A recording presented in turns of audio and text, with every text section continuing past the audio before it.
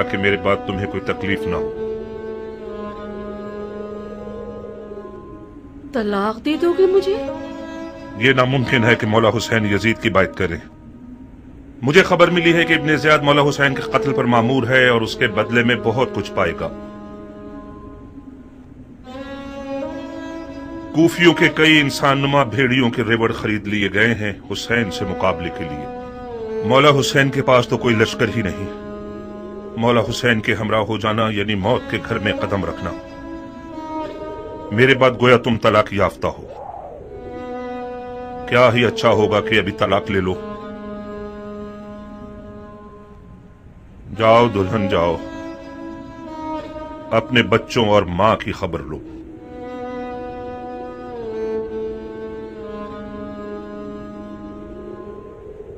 बच्चे और माल तुम्हारे बगैर मेरे किस काम के हैं? दुल्हन, मौत हर जानदार का मुकद्दर है। आज ना मरूं तो कल या परसों तो मरूंगा। मौत पर सब्र करना चाहिए, चूंचरा नहीं। तुम्हें तो मौला हुसैन के पास जाने से ही इनकार था। मैंने भेजा था तुम्हें। क्या ये इंसाफ है कि अकेले चले जाओ? मुझे ये रिहाई तुम्हारे तो फेल मिली है दुल्हन। खुदा की कसम, अगर औरतों पर जहाद वाजिब होता तो हम एक साथ मिलकर मौला की रकाब में जाते। मौला हुसैन के अहले हरम भी हैं ज़ुहैर। काश ना होते दुल्हन। मौला की सारी मजलूमियत उनके बाल बच्चों का होना है। तुम क्यों आना चाहती हो? जिद मत करो दुल्हन, जैसे ही तुम्हें तलाक दे देगा फिर इख्तियार तुम्हारा अपना है। दुल्हन, खुदा गवाह है कि ये तलाक आशिकों की तलाक है। इसके अलावा कुछ और मत समझना। अच्छा हुआ दुल्हन, अब तुम पुरसुकून होकर मौला हुसैन की हम सफर बन सकती हो। नवी मुहर्रम की शब थी कि मौला ने काफिले वालों पे एहतिमाम हुज्जत कर दी और फरमाया, मैंने तुम लोगों से अपनी बैयत उठा ली। जो भी रुके वो ये जान लेके कल मारा जाएगा। बाज़ा साहब ने इजहार वफादारी किया। ज़ुहैर ने भी एक खुश आवाज बुलबुल की तरह आवाज उठाई।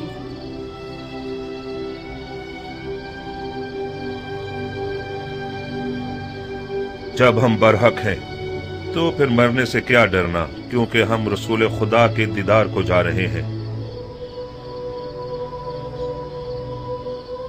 खुदा की कसम, अगर मैं मर जाऊं और जिंदा हो जाऊं और फिर मर जाऊं और जिंदा हो जाऊं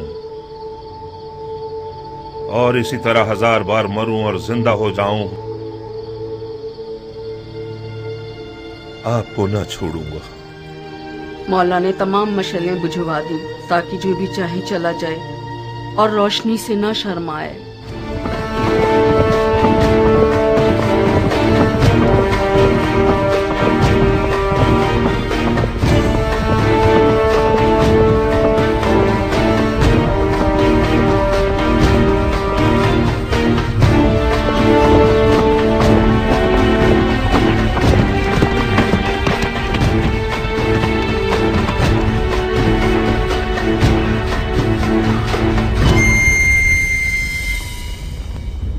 ओ ज़ुल्फ़ जोशन के बेटे, मैंने सुना है फर्जंदे रसूल से लड़ने के लिए तुम तमाम लश्कर से ज्यादा हिर्स रखते हो।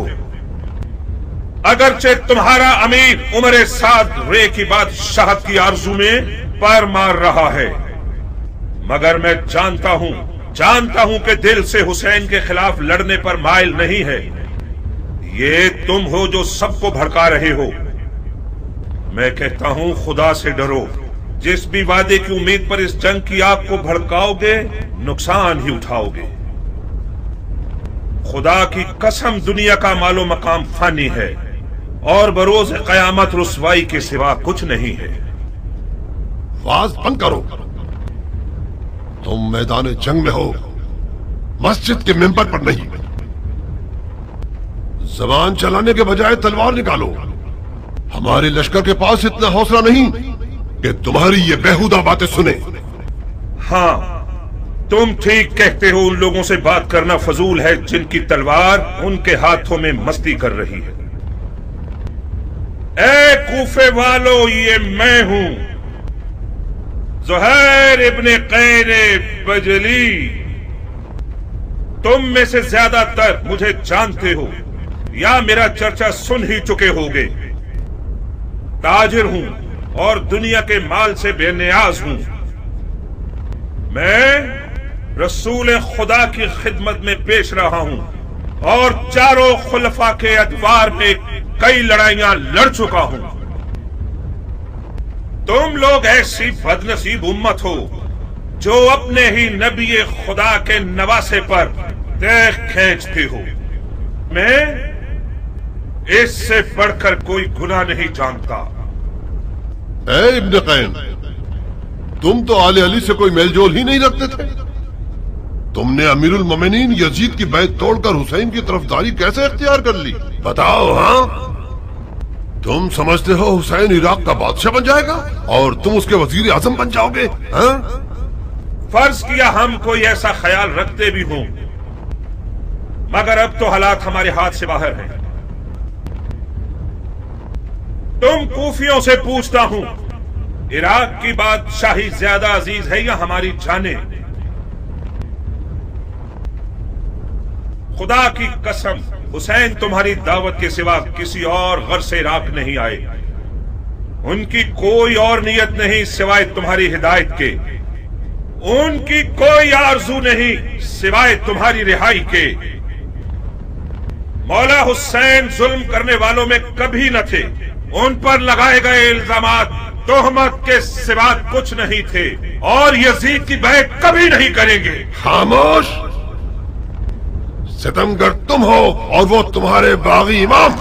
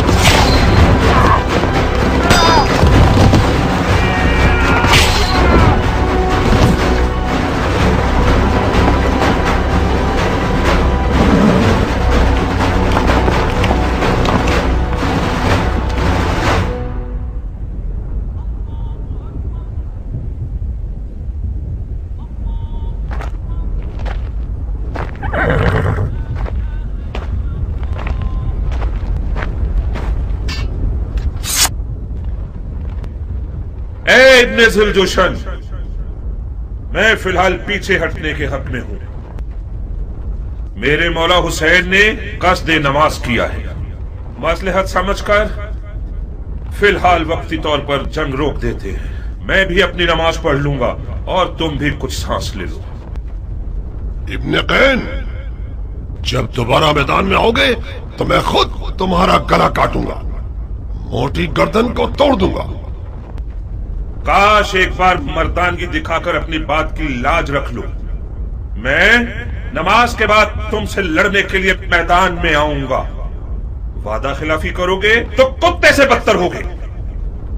ज़ुहैर ने नेज़ों और तलवारों के हिसार को तोड़ दिया और किसी परवानी की तरह नमाज इश्क अदा करने आ गया।